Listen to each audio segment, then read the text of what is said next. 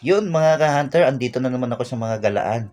At alam nyo na, basta gantong naka-helmet ako at may pinuntahan akong lugar, manghuhuli na naman tayo sa tanggal at syempre dala natin si Bulik para ipalit. Eto na si ka-hunter.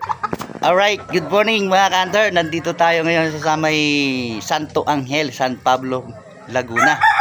At eto, na-meet na natin si ka-hunter TP Jerome. Bien, alright.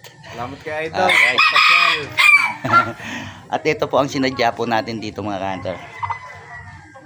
Yung binabae.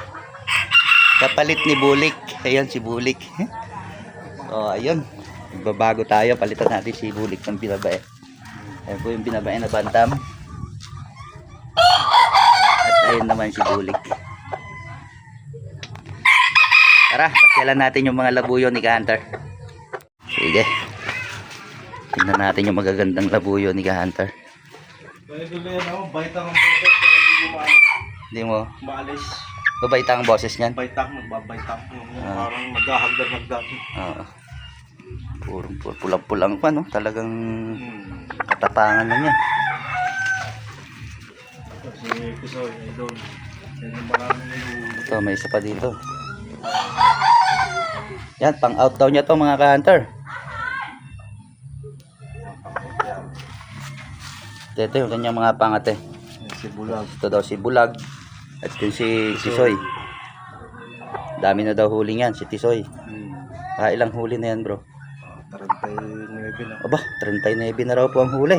Since 2021. At ito naman daw po yung kanyang huli ng Biyernes Santo 2024, no? 2025. Usiw na usiw. Napakagaling. Napabait niya itong usiw na to. Tingnan nyo yung palong. Ganyan ang klase ng usiw na labuyo. Yan na ito. Baka kursunatan mo. Baba. Kaya tingaya ano na sa iyo. Ito na may Idol ko.